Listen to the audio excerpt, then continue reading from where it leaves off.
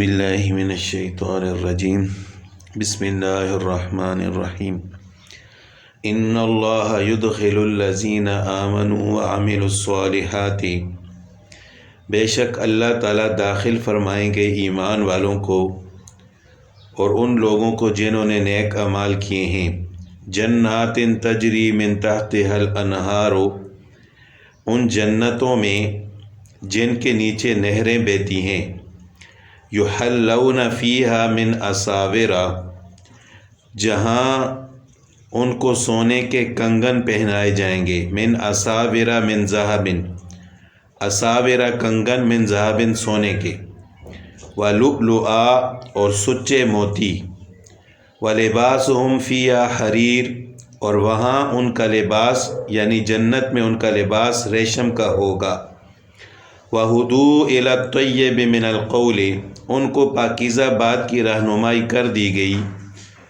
وہدوا الی صراط الحمید اور قابل تعریف راہ کی ہدایت کر دی گئی۔ یہاں پر اللہ تعالیٰ نے ایمان والوں اور نیک اعمال کرنے والوں کا جنت میں ان کے ساتھ کیسا سلوک کیا جائے گا، کیسا اعزاز و اکرام کیا جائے گا، اس کا ذکر فرماتے ہوئے اللہ تعالیٰ نے فرمایا کہ یحلون فیہا من اساور من ذہب ولؤلؤا، کہ ان کو وہاں سونے کے کنگن پہنائے جائیں گے اور موتی۔ تو یہاں پر ایک سوال پیدا ہوتا ہے کہ یہ کنگن پہننا تو عورتوں کا زیور ہے اور عورتوں کی زیب و زینت کے لیے ہے، تو مردوں کو کیوں پہنایا جائے گا؟ تو اس کا جواب یہ ہے کہ پہلی بات تو یہ ہے کہ یہ جنت کا معاملہ ہے، دنیا کا معاملہ نہیں ہے۔ دوسری بات یہ ہے کہ دنیا میں بھی جو بڑے بادشاہ گزرے ہیں، خاص کر جو عجمی بادشاہ تھے، وہ اس طرح سونے کے کنگن پہنتے تھے، اور خود رسول اللہ صلی اللہ علیہ وسلم نے ایک صحابی سراقہ بن مالک رضی اللہ تعالیٰ عنہ، ہجرت کے موقع پر وہ اس وقت ایمان نہیں لائے تھے اور آپ صلی اللہ علیہ وسلم کے تعاقب میں نکلے تھے۔ تو جب وہ آپ صلی اللہ علیہ وسلم تک پہنچ گئے تو آپ صلی اللہ علیہ وسلم نے دعا فرمائی اور آپ صلی اللہ علیہ وسلم کے معجزہ سے ان کے گھوڑے کے پاؤں زمین میں دھنس گئے۔ تو جب وہ سمجھ گئے کہ آپ صلی اللہ علیہ وسلم سچے نبی ہیں تو وہ ایمان لے آئے، اور ایمان لانے کے ساتھ ساتھ آپ صلی اللہ علیہ وسلم نے ان کو یہ خوشخبری سنائی تھی کہ آپ ایک وقت ایسا آئے گا کہ آپ کو کسریٰ کے کنگن بطور غنیمت کے، مال غنیمت کے آپ کو دیے جائیں گے۔ تو پھر حضرت عمر رضی اللہ تعالیٰ عنہ کے دور میں جب کسریٰ کی حکومت پر مسلمانوں نے قبضہ کیا، مسلمان غالب آئے، تو پھر حضرت سراقہ بن مالک رضی اللہ تعالیٰ عنہ نے ان کنگنوں کے بارے میں سوال کیا تو وہ کنگن ان کو دیے گئے۔ مطلب یہ ہے کہ اگرچہ عام مرد نہیں پہنتے، لیکن پہلے جو عجمی بادشاہ گزرے ہیں کیسر و کسریٰ، وہ لوگ اس طرح کے کنگن پہنتے تھے۔ تو اللہ تعالیٰ جنت میں بھی مردوں کو سونے کے کنگن پہنائیں گے، وَلِبَاسُهُمْ فِيهَا حَرِيرٌ، اور وہاں پر ان کا لباس ریشم کا ہوگا۔ اب یہاں بھی یہی بات ہے کہ دنیا میں مردوں کے لیے ریشم پہننا جائز نہیں ہے، لیکن وہاں پر اللہ تعالیٰ مردوں کو ریشم پہنائیں گے۔ اب بظاہر تو نام ریشم ہے، چاہے دنیا کا ہو یا جنت والا ہو، لیکن جنت کا ریشم دنیا کے ریشم سے کئی گنا اعلیٰ ہوگا۔ روایات میں آتا ہے کہ جو جنت کا ریشم ہوگا وہ جنت کے پھلوں سے نکلے گا، اور اسی طرح بعض روایات میں آتا ہے کہ جنت کے اندر ایک درخت ہے جس سے یہ ریشم نکلے گا، اور اس ریشم کا لباس اللہ تعالیٰ مردوں کو پہنائیں گے۔ وَهُدُوا إِلَى الطَّيِّبِ مِنَ الْقَوْلِ، ان کو پاکیزہ بات کی رہنمائی کر دی گئی۔ اس پاکیزہ بات سے مراد بعض مفسرین فرماتے ہیں کہ قرآن پاک ہے، اور بعض فرماتے ہیں کہ اس سے کلمہ طیبہ لا الہ الا اللہ محمد رسول اللہ مراد ہے۔ ان الذین کفروا ویصدون عن سبیل اللہ، بے شک جن لوگوں نے کفر کیا اور وہ اللہ کے راستے سے روکنے لگے، والمسجد الحرام الذی، اور اس حرمت والی مسجد سے بھی روکنے لگے، جعلناہ للناس سواء، جسے ہم نے تمام لوگوں کے لیے مساوی کر دیا، العاکف فیہ والباد، چاہے وہاں کے رہنے والے ہوں یا باہر کے ہوں۔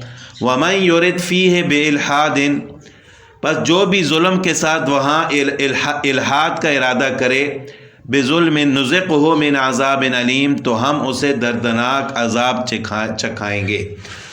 مسجد الحرام اس مسجد کو کہا جاتا ہے جو بیت اللہ کے ارد گرد بنائی گئی ہے۔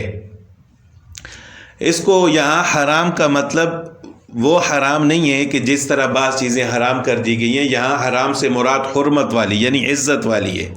اب بعض اوقات تو اس مسجد پر مسجد الحرام کا اطلاق ہوتا ہے اور بعض اوقات پورے حرم پر مسجد حرام کا اطلاق ہوتا ہے، یعنی جتنی بھی جگہ حرم کی ہے جہاں پر حج کیا جاتا ہے، میدان عرفات ہے، مزدلفہ ہے، منا ہے، اور سب پر یعنی مسجد کے باہر کی جگہ پر بھی مسجد الحرام کا اطلاق کیا جاتا ہے۔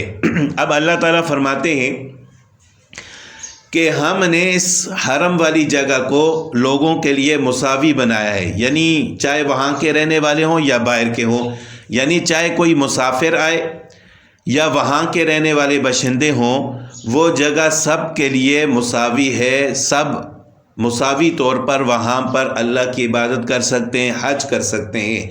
اور مساوی ہونے کا یہ مطلب بھی ہے کہ یہ جگہ وقف ہے، یہاں پر نہ تو کوئی اپنا گھر بنا سکتا ہے، نہ اس جگہ کو کوئی فروخت کر سکتا ہے، نہ کوئی خرید سکتا ہے، اور نہ ہی اس کا کوئی وارث بن سکتا ہے۔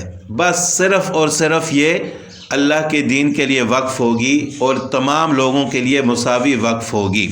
ہاں البتہ وہاں پر مسجد الحرام کے ارد گرد جو مکانات ہیں ان کے بارے میں فقہا کا راجح قول یہی ہے کہ وہ جگہ لوگوں کی ذاتی ہے، وہ اس کو فروخت بھی کر سکتے ہیں، لوگ خرید بھی سکتے ہیں۔ حضرت عمر رضی اللہ تعالیٰ عنہ کے بارے میں آتا ہے کہ انہوں نے صفوان بن امیہ کا مکان 4000 درہم میں خرید کر وہاں پر جیل خانہ بنایا تھا۔ تو گھروں وغیرہ کو خریدنا فروخت کرنا جائز ہے۔ وَمَن يُرِدْ فِيهِ بِإِلْحَادٍ بِظُلْمٍ، جو بھی ظلم کے ساتھ وہاں الحاد کا ارادہ کرے۔ الحاد کا مطلب ہے ٹیڑھا پن۔ یہاں پر الحاد سے مطلب یہ ہے کہ حدود حرم میں ایسا کام کرنا جو وہاں کرنا جائز نہیں ہے، عام حالات میں جائز بھی ہو لیکن وہاں کرنے سے بے ادبی کی وجہ سے اللہ تعالیٰ نے منع فرمایا، تو وہاں کوئی بھی ایسا کام کرنا وہ الحاد ہوگا۔ حتیٰ کہ اپنے غلام کو ڈانٹنا، کسی سے لڑائی جھگڑا کرنا، یہ ساری چیزیں وہاں الحاد میں آتی ہیں۔ شکار کرنا، اسی طرح اور جتنے بھی ممنوع کام ہیں وہ سارے کے سارے الحاد میں شامل ہیں۔ حضرت عبداللہ بن عمر رضی اللہ تعالیٰ عنہ کے بارے میں آتا ہے کہ وہ حج کے دوران 2 خیمے لگواتے تھے، ایک حدود حرم میں، ایک حدود حرم کے بعد باہر۔ تو وہ حدود حرم میں بالکل خاموش اور کسی قسم کا کوئی ایسا کام نہیں کرتے تھے کہ جس کی وجہ سے وہاں کی بے حرمتی ہو، بے ادبی ہو، اور ایسے کاموں سے اللہ تعالیٰ نے منع فرمایا ہو، آپ صلی اللہ علیہ وسلم نے منع فرمایا ہو۔ اگر انہوں نے اپنے غلاموں وغیرہ کو ڈانٹنا بھی ہو تو وہ دوسرے خیمے میں جا کر یہ کام کرتے تھے جو حدود حرم کے باہر ہوتا تھا۔ تو اللہ تعالیٰ فرماتے ہیں کہ وہاں پر جا کر ایسا کام مت کرو، تو اگر کوئی ایسا کرے گا نُذِقْهُ مِنْ عَذَابٍ عَلِيمٍ، تو ہم اسے دردناک عذاب چکھائیں گے۔ وَإِذْ بَوَّأْنَا لِإِبْرَاهِيمَ مَكَانَ الْبَيْتِ، جب کہ ہم نے حضرت ابراہیم علیہ السلام کو کعبہ کے مکان کی جگہ مقرر کر دی، یعنی ہم نے وہاں پر ٹھکانہ دیا حضرت ابراہیم علیہ السلام کو خانہ کعبہ کی جگہ پر، اللہ تشرک بی شیئا، اس شرط پر کہ میرے ساتھ کسی کو شریک نہ کرنا، وطہر بیتیا، اور میرے گھر کو پاک رکھو۔ پاک رکھنے کا ایک مطلب تو یہ ہے کہ یعنی شرک سے، بتوں سے پاک رکھو، اور دوسرا مطلب یہ بھی ہے کہ یہاں گندگی وغیرہ سے پاک رکھو۔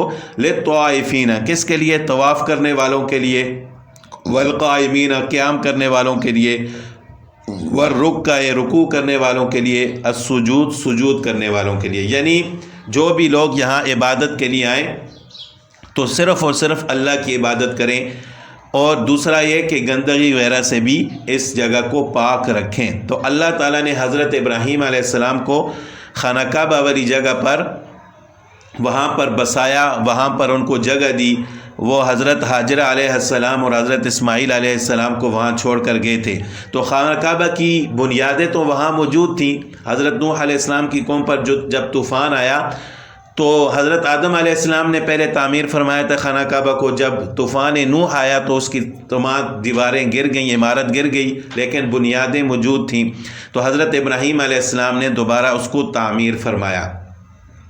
وَأَذِّن فِي النَّاسِ بِالْحَجِّ، لوگوں میں حج کی منادی کر دے، یعنی اعلان کر دے لوگوں میں کہ وہ بیت اللہ کے حج کے لیے آئیں۔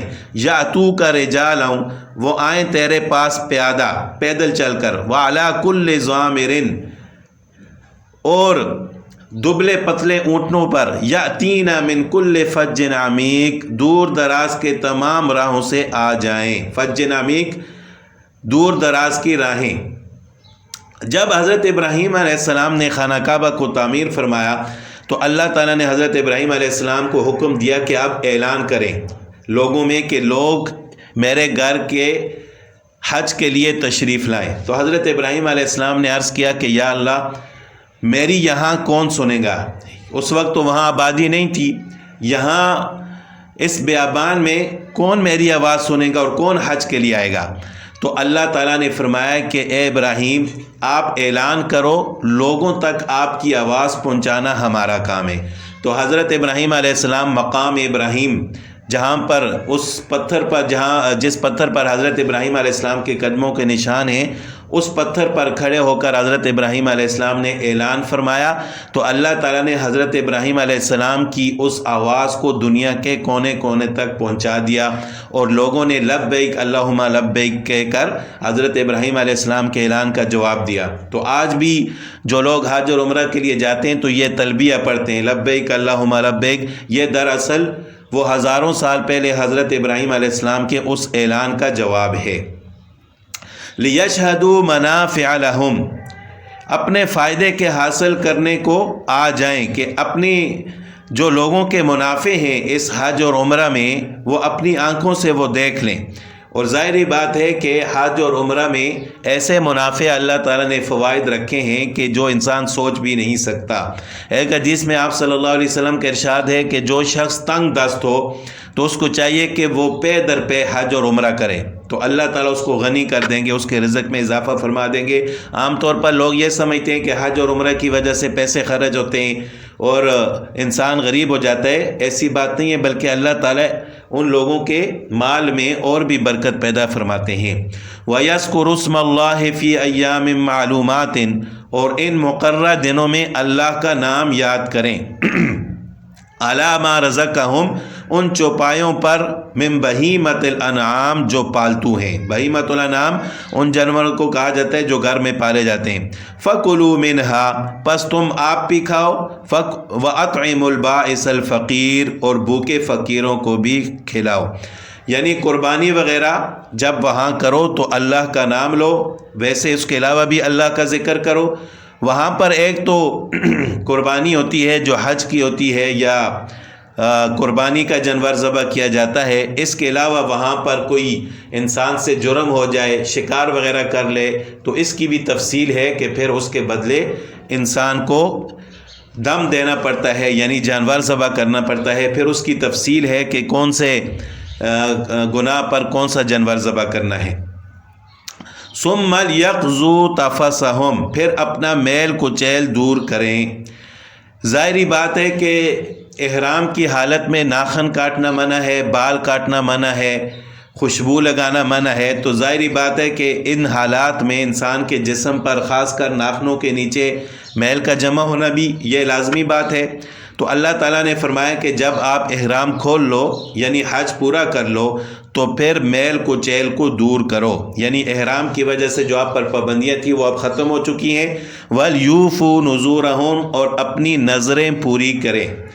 اب میل کچیل دور کرنے کے بعد نظریں پوری کرنے کا یہاں پر حکم ہے، تو اس کے ساتھ کیا مناسبت ہو سکتی ہے؟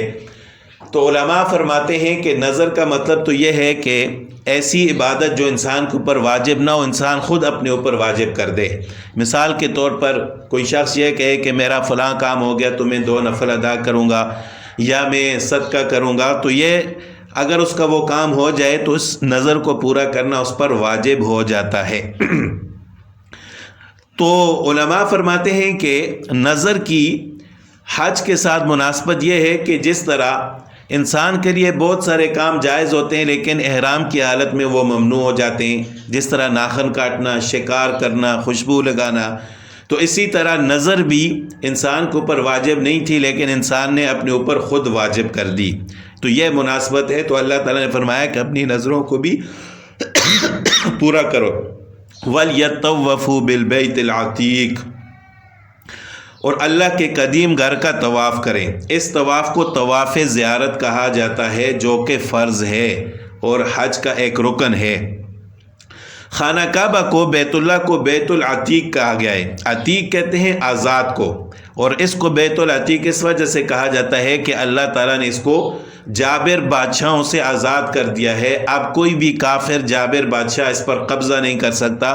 جس طرح اصحاب الفیل کا واقعہ مشہور ہے کہ ابرہہ نے جب اپنے ہاتھیوں کے ساتھ خانہ کعبہ پر حملہ کیا تو اللہ تعالیٰ نے ابابیل کے ذریعے اس کو تباہ و برباد کر دیا۔ ذالک ومن یعظم حرمات اللہ، یہ ہے اور جو کوئی اللہ کی حرمتوں کی تعظیم کرتا ہے، فَهُوَ خَيْرٌ لَهُ عِنْدَ رَبِّهِ، تو اس کے اپنے لیے اس کے رب کے پاس بہتری ہے۔ وَأُحِلَّتْ لَكُمُ الْأَنْعَامُ، اور تمہارے لیے چوپائے جانور حلال کر دیے گئے ہیں، إِلَّا مَا يُتْلَى عَلَيْكُمْ، بجز ان کے جو تمہارے سامنے بیان کیے گئے ہیں۔ یعنی بعض جانوروں کا کھانا دوسری آیات میں ممنوع ہے، وہ تفصیل سے اللہ تعالیٰ نے بیان فرمائے ہیں، یعنی بغیر ذبح کیے ہوئے جو جانور خود بلندی سے گر کر مر جائے یا ایک جانور دوسرے کو مار دے، تو یہ چند صورتیں ہیں جن میں جانوروں کو کھانا جائز نہیں ہے، وہ مردار ہوں گے۔ فَاجْتَنِبُوا الرِّجْسَ مِنَ الْأَوْثَانِ، اور بتوں کی گندگی سے بچتے رہو۔ وَاجْتَنِبُوا قَوْلَ الزُّورِ، اور جھوٹی بات سے پرہیز کرو۔ حُنَفَاءَ لِلَّهِ غَيْرَ مُشْرِكِينَ بِهِ، اللہ کی توحید کو مانتے ہوئے اس کے ساتھ کسی کو شریک نہ کرتے ہوئے سنو۔ وَمَن يُشْرِكْ بِاللَّهِ فَكَأَنَّمَا خَرَّ مِنَ السَّمَاءِ، اللہ کے ساتھ شریک کرنے والا گویا آسمان سے گر پڑا۔ خَرَّ مِنَ السَّمَاءِ، آسمان سے گر پڑا۔ فَتَخْطَفُهُ الطَّيْرُ، اب اسے یا تو پرندے اچک لے جائیں، او تہوی بہ الرِّیحُ، یا ہوا کسی دور دراز کی جگہ اس کو، فی مکان صحیح، دور دراز کی جگہ اس کو پھینک دے۔ یعنی شرک کرنے والے کی حالت ایسی ہے کہ جس طرح وہ آسمان سے گرے تو ظاہر آسمان سے جب وہ گرے گا تو اس کی حالت یہ ہوگی کہ نیچے آ کر اس کے گوشت کے لوتھڑے ہوں گے، پھر پرندے اس کو کھائیں گے، یا یہ ہے کہ ہوا اس کو اڑا کر کسی اور جگہ پر پھینک دے۔ ذالک ومن یعظم شعائر اللہ، یہ سن لیا، اب اور سنو اللہ کی نشانیوں کی جو عزت اور حرمت کرے۔